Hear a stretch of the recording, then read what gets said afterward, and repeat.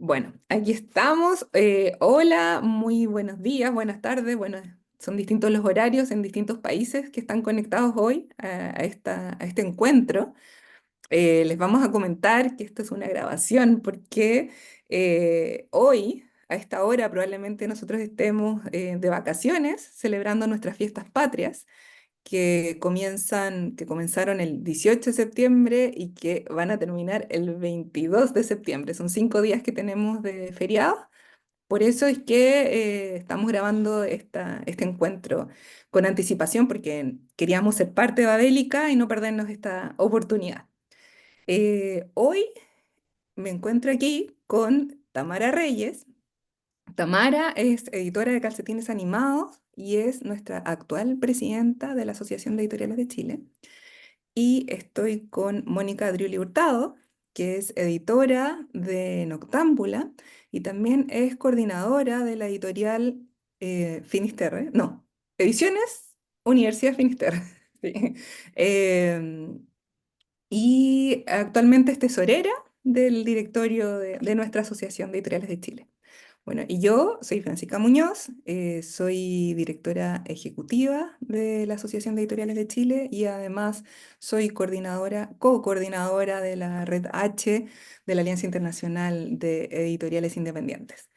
Y voy a estar moderando esta conversación. Elegimos un tema que nos ha estado dando muchas vueltas últimamente, un tema que nos genera muchas preguntas y que es acerca del financiamiento editorial.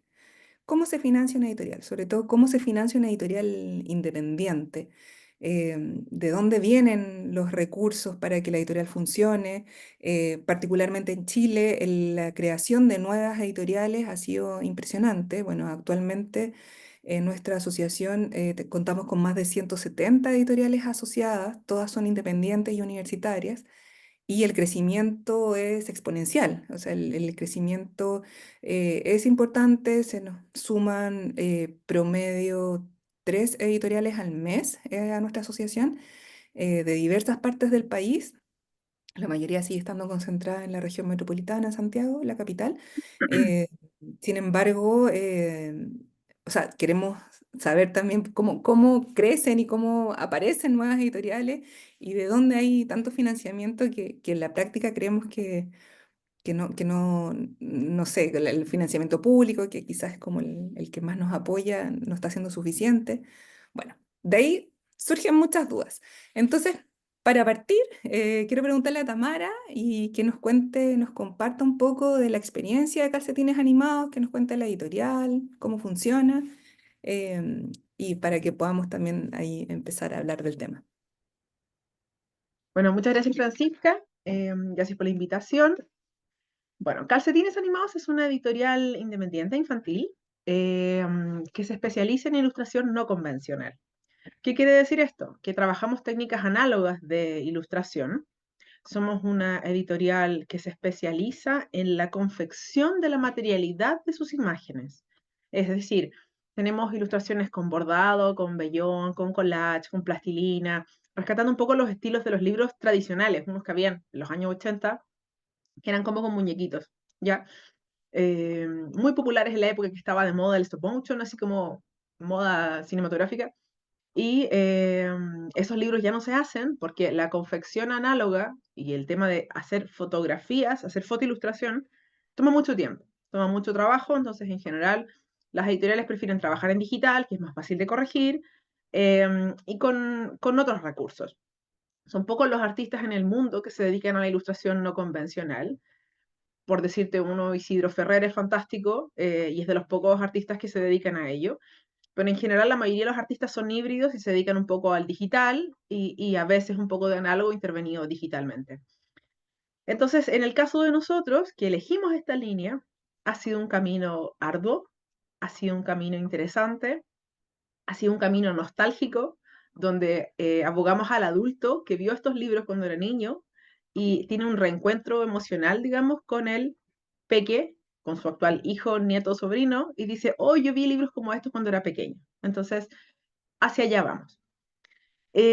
¿Cómo funcionamos en términos comerciales? Bueno, la editorial tiene 10 años. Em, y partió un poco con este espíritu de querer hacer libros para infancias que rescataran estas técnicas. Entonces, tal como se ha visto en otros, como en otros profesionales, nosotros trabajábamos en otras cosas y a través de eso financiábamos la editorial. Como eran libros, siguen siendo libros que se hacen con ilustración manual, nos demorábamos mucho tiempo en sacar un libro. Entonces, por mucho tiempo sacamos un libro por año, ¿ya? Porque entre la edición, la fotografía, la maqueta, qué sé yo, bueno, y el financiamiento, nos tomábamos el tiempo para hacer que el libro fuese tal como lo habíamos planeado. Entonces, eso tomaba mucho tiempo. Después aparecieron otras formas de financiamiento, bueno, los fondos públicos, que en Chile son bastante relevantes, hasta que la máquina empezó, digamos, a funcionar sola y hacer que el libro nuevo entrase en los procesos de comercialización y que en el fondo ese libro nuevo apoyase la publicación de otro libro. Así hasta el día de hoy. Muchas gracias, Tamara. Y Mónica, cuéntanos un poco ahí de cómo funciona Noctámbula. Bueno, y aprovechando también que tienes este cargo en una editorial universitaria, si lo ves, si se compara, o no sé, cuéntanos ahí un poquito también del funcionamiento de la editorial universitaria. Perfecto. Voy a partir por Noctámbula.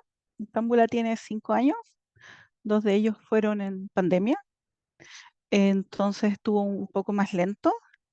Inicialmente se plantea como una editorial que quiere publicar a autores chilenos y latinoamericanos, y al poco andar también parte una línea de traducciones directas desde el japonés, a propósito de que las traducciones directas desde el japonés, ya, primero no suelen ser directas, y segundo, suelen ser en español de España, que para un lector latinoamericano pueden resultar un poco incómodas.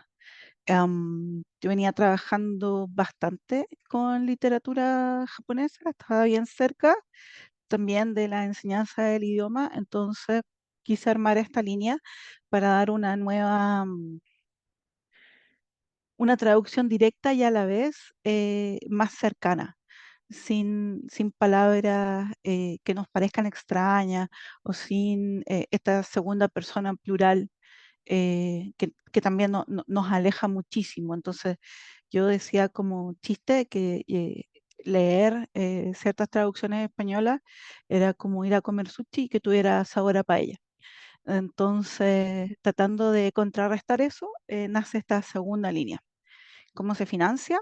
Inicialmente con capitales propios de ahorros que existían de antes para comenzar a financiar las primeras publicaciones con el propósito de que éstas financiaran a las siguientes. Y empezó a suceder que con las publicaciones japonesas, empezó a pasar muy rápido, no así con las publicaciones latinoamericanas. Las publicaciones chilenas y latinoamericanas requieren o un tiempo mayor o un apoyo mayor, que muchas veces, si yo tomo mi portfolio y lo pienso diversificado, hay ciertos títulos que financian otros que me parece importante que tengamos. A mí, ser una editorial de narrativa, creo que me da la oportunidad de levantar voces locales, y si no lo hiciera, estaría perdiendo algo, estaría dejando de colaborar en algo. Eh, Estas dos colecciones son súper distintas en sus costos. En la colección latinoamericana, el costo más relevante es la impresión. En la colección japonesa, el costo más relevante es la traducción. Y es ahí donde entran estos fondos estatales. eh, el más importante para nosotros, más que la industria de impresión, porque ahí existe un rápido retorno después de que se pasa por imprenta, es el de traducción. Entonces los fondos de traducción son muy relevantes para Noctámbula. Y si comparamos esto con el otro mundo que conozco, que es el de la edición universitaria, es muy distinto porque la universidad tiene la misión de difundir el conocimiento, no tanto de autofinanciar la editorial. Entonces, el factor presupuesto, si bien es importante, porque en todos lados es importante, no condiciona los ritmos de publicación o las proporciones de los títulos. Por ejemplo, yo necesito sacar 2 o 3 japos, un latino, ¿ya? Para que se vaya financiando y a largo plazo se mantenga, ¿ya? En el mundo universitario no tengo esa limitante, pero tampoco es que yo pueda llegar y decir, publico cualquier cosa y que me salga lo que salga, ¿no? También hay criterios porque tenemos que velar por nuevos contenidos, por reimpresión de contenidos antiguos que requieren los estudiantes y también la sociedad en su conjunto. Y también hay otros costos, porque en Noctámbula el departamento de finanzas habla con el departamento comercial y el departamento creativo y todo pasa en mi cabeza. Entonces, no hay tiempo, no hay nada. En cambio, la universidad tiene distintos profesionales, distintos tiempos y eso hace que sean súper diferentes, pero al mismo tiempo bien atractivos. Hay títulos, por ejemplo, que me pueden parecer súper interesantes, pero sé que se van a demorar 10 años en venderse y eso no lo puedo sacar en Noctámbula. Pero sí, este título es un aporte a la sociedad, sí tendría una cabida en la editorial universitaria que puede mantener más años en bodega un libro esperando a que se venda. Así que por ahí es bien diferente. Muchas gracias. Sí, bueno, lo vemos en general en nuestras editoriales asociadas, como les comentaba, somos más de 170 y de estas alrededor de 20 son universitarias, y vemos las diferencias. También hay diferencia dentro de cómo se organiza cada una de estas editoriales, porque en algunos casos depende directamente de la universidad, entonces la misma institución que hace educación, que hace investigación y también hace publicaciones. En algunos casos también las editoriales universitarias se han generado como una especie de editorial independiente, aparte de la administración y de la institución mismas, tiene el mismo nombre, pero administrativamente funciona de otra forma también comercialmente, también por temas comerciales, porque claro, una universidad no puede estar haciendo marketing, puede estar en la librería, es mucho más complicado.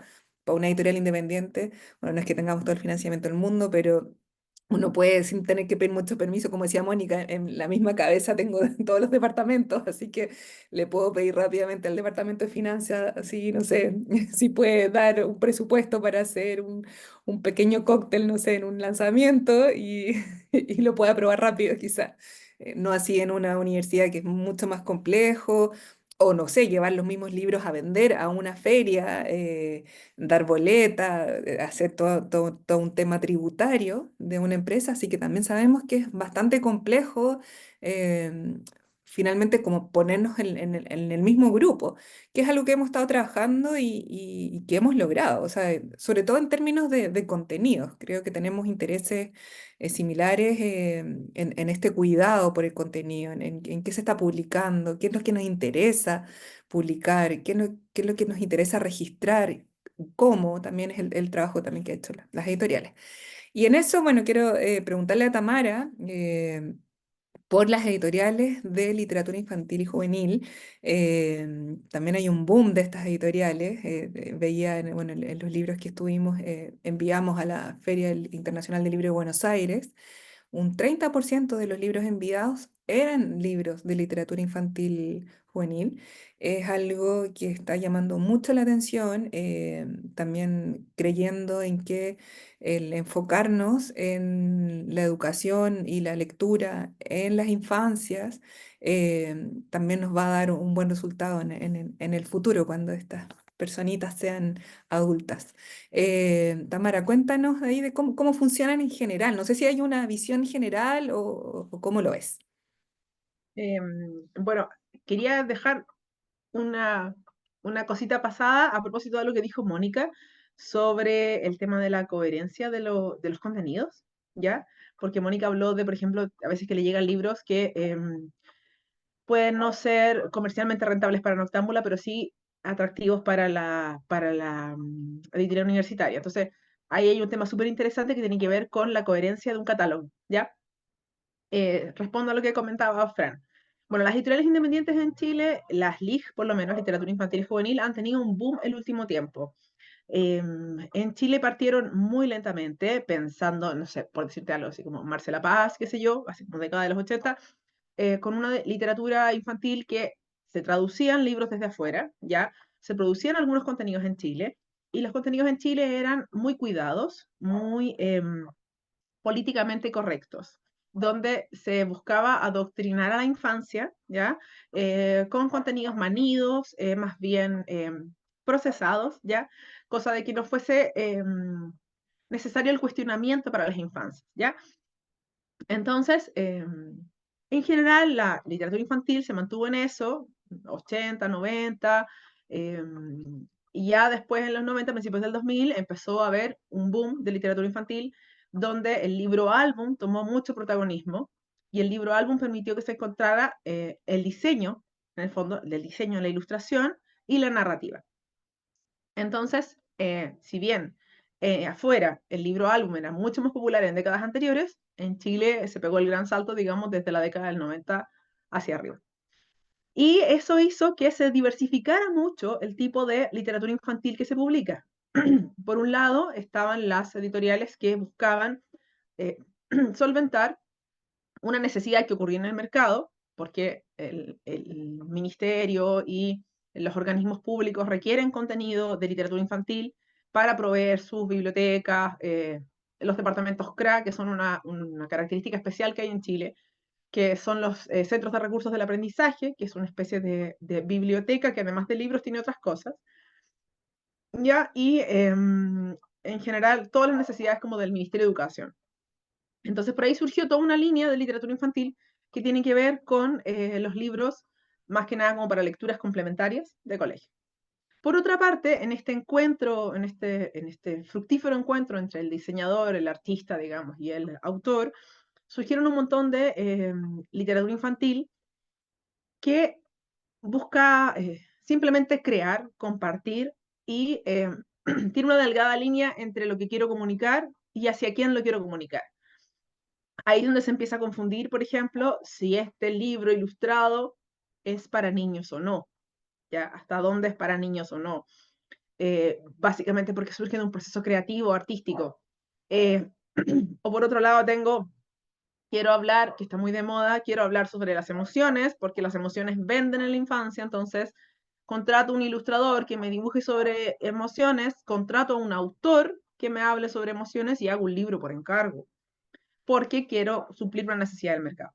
Entonces, las editoriales LIG en Chile tienen varias aristas. Tienen estas aristas muy comerciales, tienen estas aristas muy creativas, al punto de algunas ser pasquines, ser obras plásticas que no tienen ISBN, por ejemplo, y esto de voy a cumplir las necesidades del mercado, así que voy a hacer contenidos para suplir esta necesidad. Entonces, básicamente se pasan por todo el espectro, desde conseguir financiamiento desde el fondo público, conseguir financiamiento desde el mundo privado y no tener financiamiento y crear una obra artística. Sí, efectivamente eso es algo que se ve bastante. Y ahí, claro, viene una de las primeras preguntas. ¿Cómo conservamos una línea editorial o cómo conservamos una idea editorial de cómo creció, cómo nace, digamos, una editorial independiente y luego va viendo estas posibilidades de financiamiento, que quizás puede ser, voy a crear un libro súper comercial para venderlo al Estado, que es un comprador importante en Chile? Bueno, han ido disminuyendo año a año los presupuestos de compra, algo que lamentamos mucho.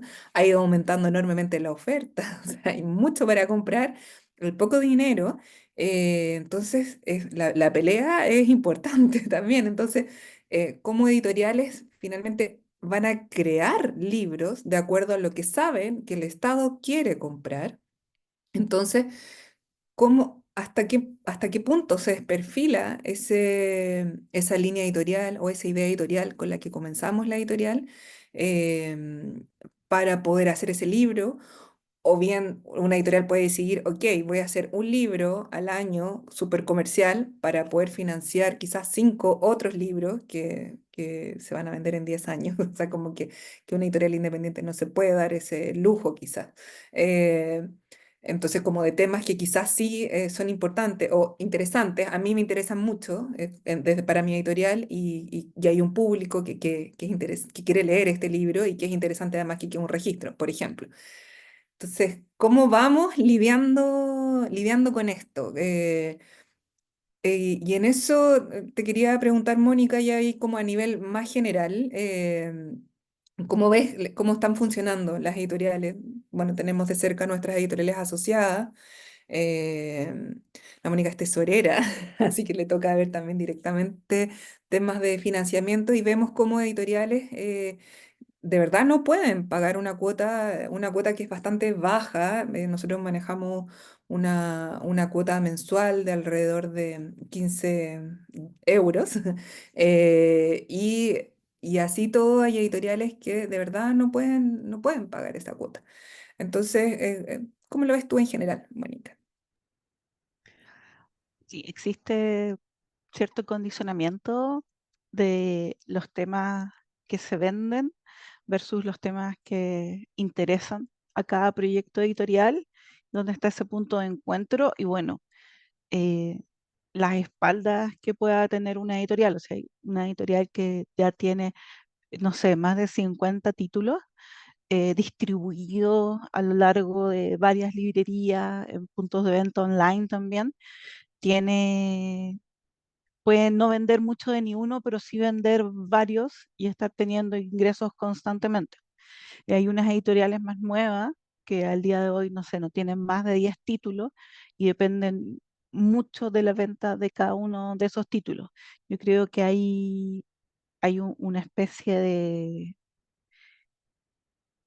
de abismo que pasar, ese de cuánto aguantas tú que tu portafolio se siga ampliando y diversificando hasta que llegue a ese punto donde es capaz, sin tener ningún hitazo particular, ser capaz de ir generando ingresos eh, no supermillonarios, porque esta industria no es así, pero sí ingresos que permitan ir financiando un título nuevo que se vaya sumando a la colección. ¿En qué cantidad de títulos está ese abismo que hay que pasar y que permita que la que pasemos como una especie de invernadero donde se están las editoriales chiquitas, las estamos cuidando, a que esté la editorial no por sí sola, porque es una industria muy poco rentable, entonces siempre hay que estar recurriendo a otras cosas, pero sí con una capacidad de subsistencia mayor. ¿En qué número está eso? Hoy, no lo sé, no lo sé, pero evidentemente vemos una tasa de natalidad muy alta y de mortalidad también muy alta entre, no sé, los 3 y los 5 años. Hay un punto donde las editoriales ya sobreviven y pueden seguir sacando, no sé, 2 libros de total interés de su línea al año y seguir bien así. ¿Ya? Pero con un catálogo súper cuidado.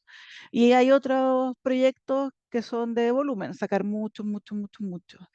Así que, bueno, es complejo. Y olvidé la pregunta. ¿Cuál era la pregunta? No, no, era lo que nos comentaste, o No. sea, hablar en general de, Mm, de cómo funcionan las editoriales independientes hoy y creo que sí, ujú. que con lo que comentaste está respondiendo ahí a esto. Sí, Eh, está ese punto. Y el otro Ujú. que he notado bastante es ser fieles a una identidad.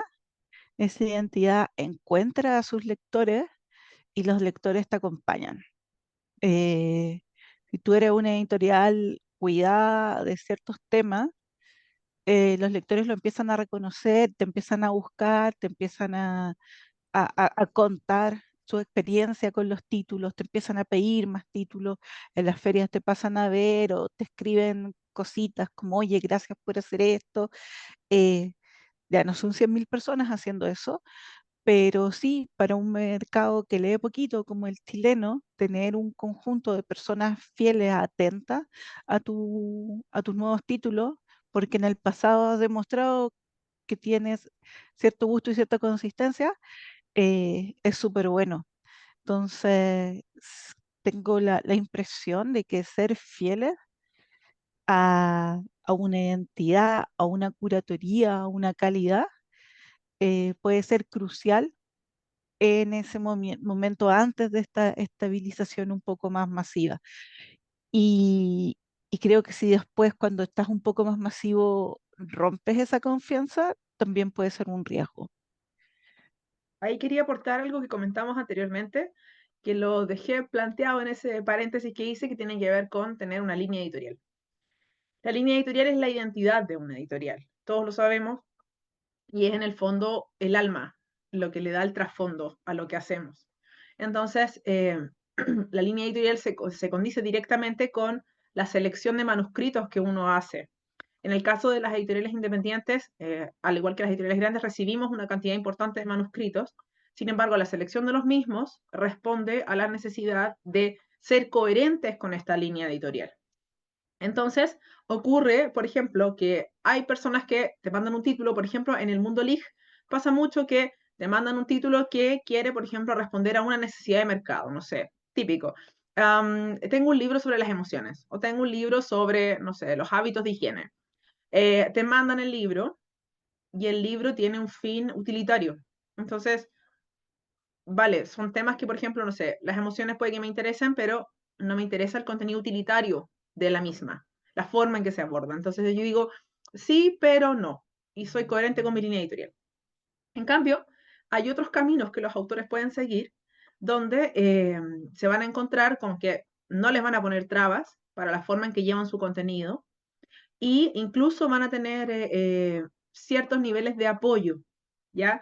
Desde procesos muy sencillos como tengo mi libro hecho, hice las ilustraciones con mi sobrina y voy a una imprenta y lo saco y quiero hacerlo, no sé, para regalarlo para mi familia, así como en un espacio íntimo familiar, a tengo mi libro y quiero publicarlo porque sé que es un bestseller, no quiero que nadie me diga que no, entonces voy también a una imprenta, saco 1000 y me trabo con que, cómo lo distribuyo.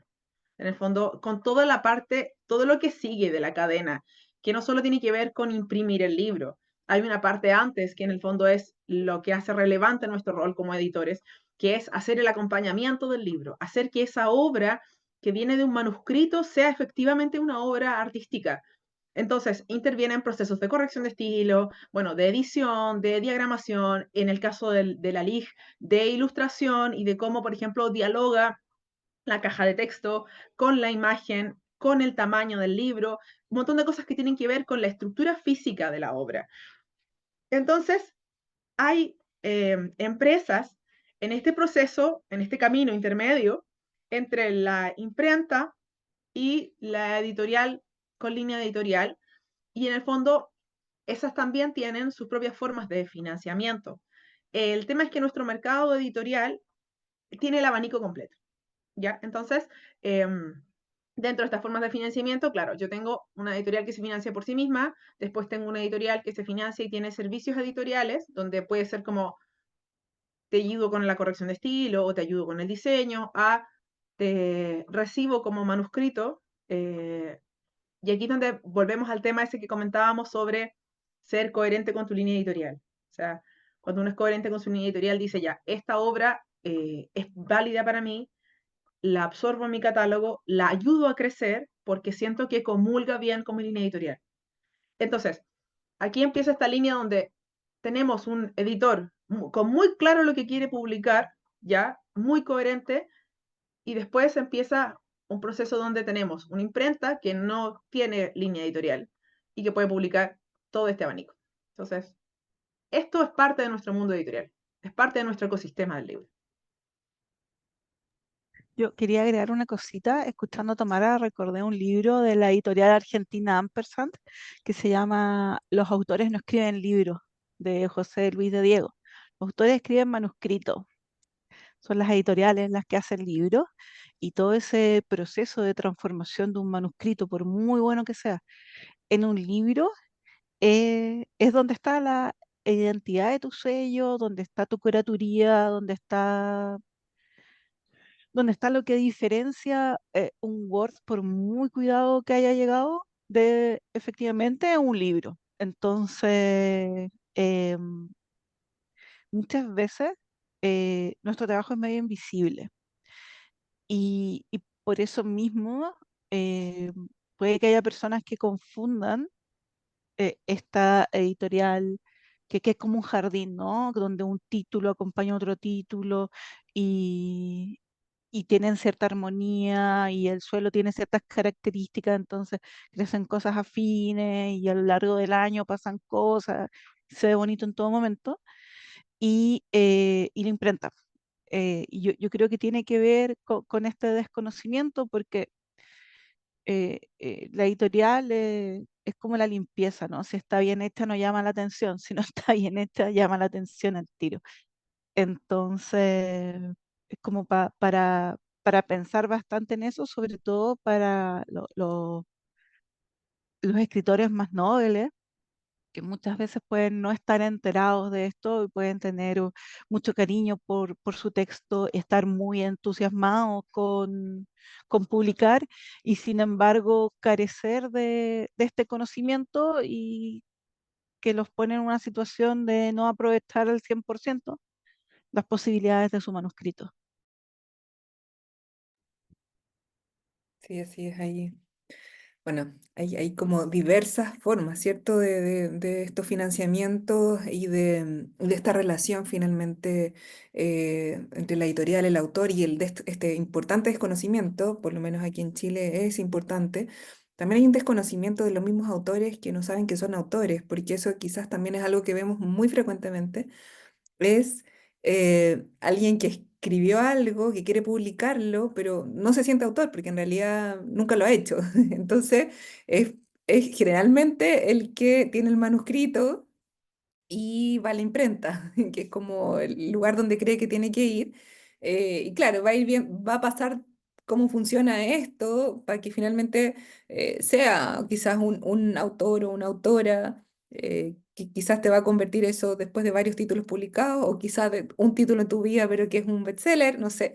Entonces también ahí hay un desconocimiento de mucha gente que escribe algo por primera vez y no tiene idea cómo cómo hacer que su libro esté finalmente en la librería o en la biblioteca. Y cree que, bueno, Amazon te ofrece esto, que puedo subir mi manuscrito y me lo transforma en libro. Y también así, o sea, muchas imprentas y el print on demand, que finalmente le dan cierto formato a tu texto que está escrito en un Word quizás y ya lo empastan y parece libro. Entonces, pero claro, hay un vacío ahí de educación al respecto, que es algo que también nosotros nos proponemos dentro de nuestra asociación, ayudar a esto, pero también es difícil llegar a esas personas porque todavía no están en el ecosistema del libro. O sea, son parte, pero son parte que no se identifican como parte del ecosistema del libro hasta que ya no efectivamente publicaron algo, aunque sea directamente con la imprenta. Y en eso sí, a nosotros nos pasa como asociación de editoriales que hay gente que nos escribe para cotizar un trabajo de imprenta, o sea, a la asociación, o sea, entendiendo nada de quiénes somos y qué hacemos, efectivamente, completamente invisible. Y en esto, bueno, me atrevería a hacer alguna categoría en relación al financiamiento, de cómo se financia una editorial independiente, eh, que creemos que, bueno, que son bien dependientes. Es raro este concepto de independiente, porque claro, hay un tema de independencia quizás de contenido, o sea, eso es lo más atractivo e interesante que tiene una editorial independiente, ¿cierto? Por eso se llama así, que voy a publicar lo que yo quiero y lo que me parece atractivo, interesante a mí y que creo que puede ser un aporte, ¿cierto? Eh, pero en términos económicos nos cuesta mucho financiarnos. Entonces, en eso vemos que una forma, bueno, una forma de financiarse es un autofinanciamiento, ya sea con ahorros, con personales de la persona que crea la editorial, ahorros, un crédito, una herencia, no sé, etcétera. Y es una forma de financiar y empezar. Y como decía Tamara, claro, al comienzo quizás puede ser lento y hacer un libro porque no es barato y también es tiempo. Y generalmente, esto también es una característica importante, es que las personas creadoras de la editorial tienen otro trabajo, que es el trabajo que es el que le da una entrada permanente, quizás tiene un sueldo, y de esto, claro, puede destinar recursos para la editorial, pero también tiene que dedicarle un tiempo, que generalmente es el fin de semana o después del horario laboral. Entonces tampoco hay mucho tiempo, entonces también estos procesos se hace todavía más lento. Y bueno, entonces esa es como una forma de financiamiento. Bueno, hay algunas editoriales que han hecho una apuesta más importante y que han pedido un crédito al banco y han tenido recursos suficientes y pensar en un crecimiento también a un largo plazo, no como a lo que vaya saliendo, digamos, como que vendo los libros y con esto financio otros, sino que ya pienso y digo, ya, ok, este año tengo que publicar, no sé, un libro por mes, por ejemplo, y el próximo tienen que ser dos. Entonces, ¿cuánto vale esto? No sé qué, cómo se hace, y finalmente también cómo esto va entrando a un tema de distribución, de venta, cosa que además voy pagando mi crédito y se va pagando también un equipo importante, estable, que pueda dedicar, ojalá, el 100% de su tiempo laboral a la editorial y de esa manera también tener una producción más grande. Entonces, bueno. Esa es una línea. La otra línea que creo que es la más importante para nosotros son los financiamientos públicos, los financiamientos del Estado. En Chile existe un fondo del libro y específicamente una línea que está enfocada a la industria, donde principalmente se ven temas bueno, de edición, de diseño y de imprenta. Y estos fondos, que claro, siguen siendo los mismos fondos, incluso han disminuido, y sigue habiendo muchas más editoriales y mucha más gente queriendo publicar. Así que bueno, en la última postulación que cerró hace algunos días, tuvimos en esta oportunidad, por ejemplo, un máximo de 2 libros se podían publicar por editorial. Entonces, cosa que antes en algún minuto no había límites. Entonces, claro, hay editoriales que tenían libros muy buenos y podían ganarse 5 proyectos sin ningún problema. Y esta restricción también se pone porque efectivamente se ve que existen muchas nuevas editoriales muy buenas, de buena calidad, que hay un interés y una preocupación en lo que están haciendo. Y bueno, y el ideal es poder compartir estos fondos con la mayor cantidad de publicaciones. Em, y luego hay otro grupo, o sea, no sé si otro grupo, porque también es mixto, o sea, editoriales que funcionan de manera mixta. Están los servicios editoriales. Y los servicios editoriales, que es un tema para nosotros que puede ser bastante delicado en relación al contenido, y en el servicio editorial, bueno, puede ser que una editorial de servicios editoriales, no sé, para una empresa que hace su anuario, y su resumen anual, digamos, y no sé, es una institución y te pide un servicio y la editorial no pone el sello, sino que, y esta empresa hace el encargo a la editorial para que desarrolle este trabajo, edición, diseño, diagramación e impresión, que es un servicio editorial. Y también existe dentro de esto la opción de hacer esto mismo con sello editorial. Y ahí es cuando a nosotros se nos levantan ahí las alarmas y como de qué está pasando. ¿Por qué? Porque puede venir alguien, puede venir un autor que tiene su propio financiamiento o que es una empresa o no sé, y dice, ok, yo te pago y te pago quizás mucho dinero, para que me publiques esto. Eh, y ahí, ¿qué hace la editorial? Entonces, quizás puede ser esta oportunidad, como decía antes, quizás puede ser un ingreso súper importante para que así yo publico 5 libros de los que yo quiero publicar, pero de alguna manera puedo estar vendiendo mi alma al diablo en esta transacción. Eh, no sé. Entonces ahí quiero preguntarles a ustedes, ahí, no sé, Tamara, cuéntanos qué piensas tú de esta relación, como de este financiamiento con el contenido y qué tan editorial es esa editorial que hace este trabajo. ¿Cuál es tu reflexión al respecto? Em, Por eso es súper importante lo que hablábamos antes de la coherencia de la línea editorial. Si yo soy fiel a mi línea editorial y me llega un proyecto y este proyecto es coherente con mi línea editorial, bueno, quizás podría ser, ¿ya? Sin embargo, la mayoría de las veces pasa que este proyecto que llega con financiamiento no es coherente con la línea editorial. Entonces ahí, tal como decías tú, uno le vende su alma al diablo y dice, lo hago o no lo hago. Hay editoriales como nosotros que no hacemos eso.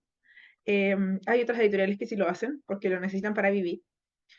Y hay un punto medio muy interesante que seguramente es un fenómeno que solo se da en Chile, que hay una línea de financiamiento en Chile que es el Fondo de Industria.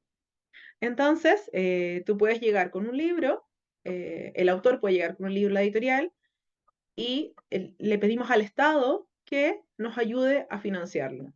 Quizás el libro no surge de un proceso editorial, sino que llega más avanzado y la editorial dice, ok, este libro necesita un proceso de confección, de edición, de corrección de estilo, hagamos este camino juntos y busquemos financiamiento, este financiamiento que viene del Estado, que nos puede permitir hacer que el libro exista.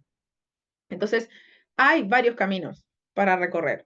Por eso yo creo que lo fundamental aquí es ser coherente con tu línea editorial. Y en esa coherencia también tiene que ver con la calidad de los libros que publicas. O sea, tenemos una responsabilidad social de qué es lo que publicamos.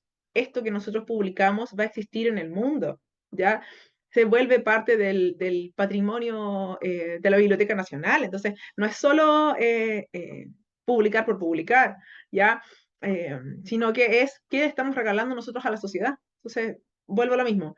¿Somos coherentes con nuestra línea editorial? Y si somos coherentes, ¿este financiamiento va apoyando esa coherencia? ¿O por el contrario, justificamos este apoyo a través de, no, voy a publicar 5 libros que quiero versus uno que no quiero? ¿Qué pasa con ese uno que no quiero? ¿Dónde entra? Sí, Estaba pensando en algo que he aprendido desde que estoy en el mundo de las editoriales universitarias y es confiar en los procesos, en tener un comité que acepta o no acepta, en tener revisores que aceptan o no aceptan, bajo ciertos lineamientos, bajo ciertos principios, bajo el entendimiento súper claro de quiénes somos, qué publicamos y por qué. Acá en la universidad es bastante fácil porque hay un pequeño claustro de profesores que cumplen ese rol. eh, Podemos contratar pares evaluadores y todo lo demás. Entonces existe un proceso documentado donde uno dice, ¿sabes? Hicimos todo este proceso y efectivamente tu texto puede entrar en nuestro catálogo y puede ser parte de este regalo que Tamara dice le damos al mundo. Y, y es bastante sencillo no caer en tentaciones de, mira, pero traigo financiamiento. Digo, perfecto, traes financiamiento, traes distribución, traes 3 chapitas, ¿ya? Pero todo este proceso dice que sí o que no. Am, Cuando estamos en la editorial independiente, donde una misma es el departamento de finanzas creativo, diseño, distribución y todo eso, se vuelve un poco más difícil, pero como decía hace un ratito, yo creo que los lectores te van a seguir acompañando si tu sello significa algo. Si tu sello de pronto empieza a significar este libro que no tiene nada que ver con tu colección, ni contigo, ni los temas que te rodean, o que no tiene nada que ver con tu calidad. Puede ser cercano en los temas, pero nada que ver con la calidad, pero venía acompañado de un depósito, ¿ya? Creo que eso después de un tiempo termina pasando a la cuenta porque no es una editorial confiable. O sea, ya voy a compararnos con una industria nada que ver y puede sonar hasta ofensivo, pero las empresas de cecina tienen marcas premium y tienen marcas no premium, ¿ya? Y es la misma fábrica, el mismo galpón, hacen las mismas cosas y dicen, ya, aquí va lo bueno, aquí no, y te lo cargo en el precio, en el diseño y todo lo demás, porque la gente no quiere que la marca se confunda, ¿ya? Y bueno, y lo hacen todos, pero con las asesinas me da mucha risa porque unos tienen un empaque negro y otras tienen la foto de un chancho. ¿Ya? Entonces, creo que como estábamos trabajando con autores, nadie quiere tener la foto del chancho, ¿ya? Todos quieren el empaque negro. Y es ahí donde uno dice, ya, este depósito que viene asociado con este título, que no merece empaque negro, ¿le pongo empaque negro o no? De momento yo entiendo que las que estamos aquí hemos dicho que no. Sin embargo, en un mercado donde la oferta crece, crece, la demanda se achica, hubo inflación en todo, excepto en los fondos del Estado para financiar estas cosas. Eh, yo creo que existe esa tentación, pero esa tentación es una manzana envenenada, pues. Va a venir esta advertencia de mi calidad es cualquier cosa. Aquí no hay una curatoría. Entonces ahí tenemos que tener cuidado. Estaba pensando si eso será solo una falta de tiempo a la obra. Es decir, si llega una obra con financiamiento, quizás es un diamante en bruto, solo que es un diamante muy en bruto, está muy debajo del carbón. Quizás de verdad es una buena idea y solo necesita un proceso editorial con más acompañamiento, con más tiempo y a veces convenciendo la reticencia del autor. Porque aquí, a diferencia de las asesinas, estamos tratando con piezas de arte. Entonces, la autoestima, el ego, entra en el proceso. Entonces, a veces es difícil, me ha tocado estar con autores que dicen, no, no, no quiero cambiar esto. Entonces, yo te sugiero que cambies esto porque yo sé que tú piensas que bla, pero esta forma de terminar esta historia no va a funcionar. O sea, porque es poco coherente con el resto de la obra, o sea, porque va a generar ruido en el mercado. Entonces, tuviste un libro fantástico, pero al final hace ruido y al final te van a condenar por ese final, ¿cachai? Entonces, siento que, quizás soy muy optimista, ¿eh? Pero siento que todos los libros son diamantes en bruto. Son carbones, a lo mejor con un diamante muy pequeñito dentro, pero que si uno les pone amor y tiempo, puedes hacer una buena obra, ¿ya? Porque en el fondo lo que quiere el autor tampoco es perder el tiempo. El autor quiere crear algo que sea un aporte a la sociedad. Entonces, si logras acompañarlo en este proceso de decirle, mira, sabes que eso que tú tienes es súper buena idea, pero vamos a tener que pasar por un año entero de correcciones. Si el autor está dispuesto, ambos logramos un buen proceso.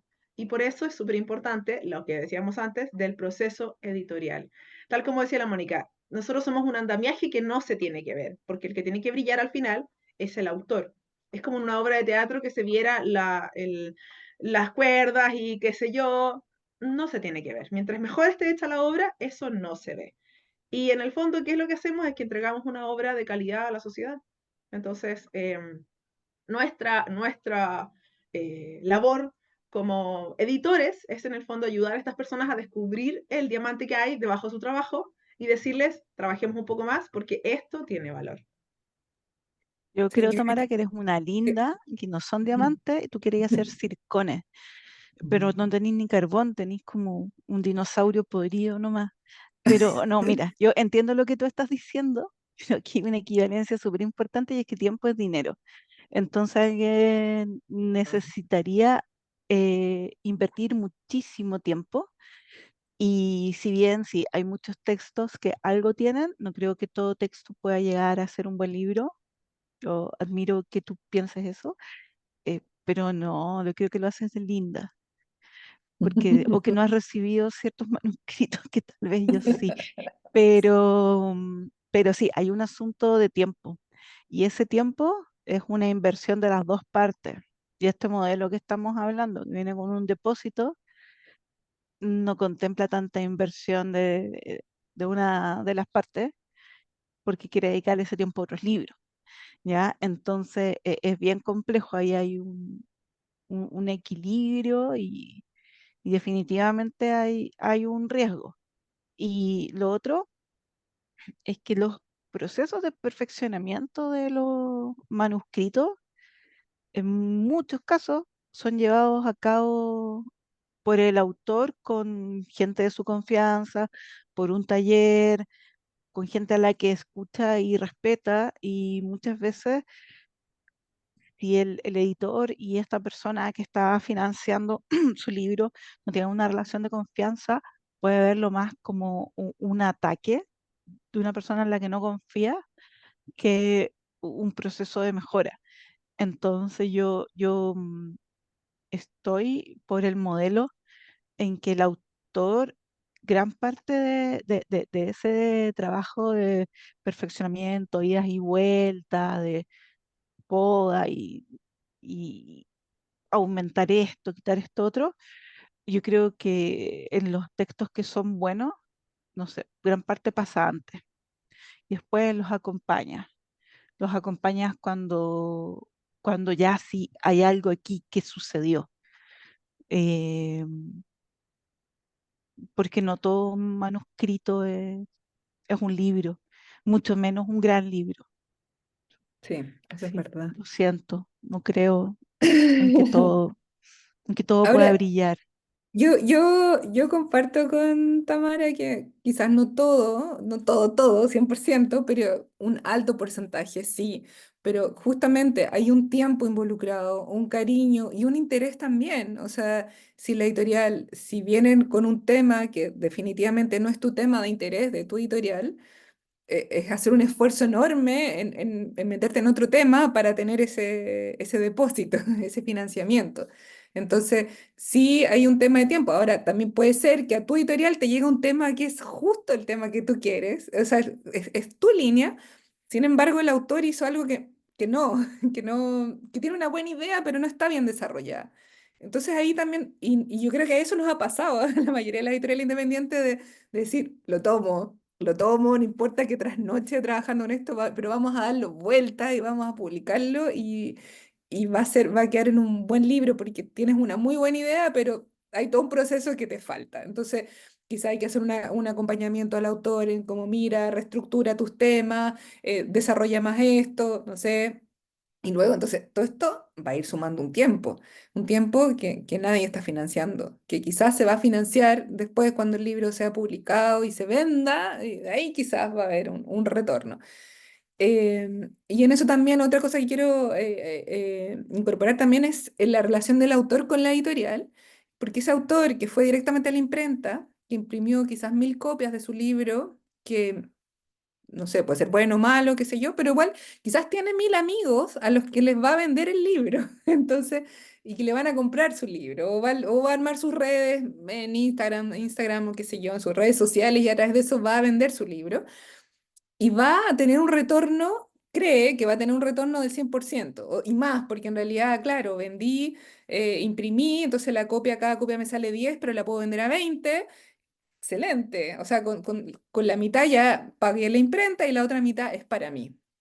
Esa persona, claro, no tiene ISBN, probablemente tampoco tiene inscripción tributaria, por lo tanto va a recibir en negro todo este dinero, entonces tiene la visión de que la editorial me roba, porque la editorial me va a dar solo el 10% de esto, no me va a dar todo esto que estoy yo ganando. Entonces, también hay un desconocimiento ahí y también vemos autores, bueno, hay algunos autores autopublicados que han logrado armar su propia empresa finalmente. Bueno, y también vemos que muchos de ellos han creado efectivamente su empresa, su editorial, y donde es el único autor y de repente invita a algún otro, pero armó su empresa para autopublicarse. Bueno, vamos a tener que dejar hasta aquí esta conversación que está muy interesante. Ojalá las personas que nos están viendo hoy, bueno, también sabemos que va a quedar grabado, así que se va a poder ver después, pero que sirva el tema de reflexión. Es un tema que queremos ahondar más y también en nuestra definición también de como editorial independiente, en nuestros contenidos, en el cuidado con nuestros contenidos, sabemos que también es un tema que genera ciertas asperezas ahí en nuestra relación profesional. eh, Ver cómo quizás algunas editoriales están financiándose con el pago directamente desde sus autores y no ponen cuidado en lo que publican, ni en sus temas, ni en la forma, etcétera. Entonces, da un poco de rabia esto cuando hay una editorial que justamente está trabajando gratis por 2 años para publicar este título, este carbón que recibió y que efectivamente lo va a transformar en un diamante. Así que bueno, muchísimas gracias Tamara, Mónica, muchas gracias a Babélica por este espacio y también felices de seguir colaborando y ojalá también podamos estar en estos días conectarnos y estar escuchando y participando de las actividades que ofrece Babélica. Muchas gracias. Muchas Muchas gracias, gracias. que estén súper bien.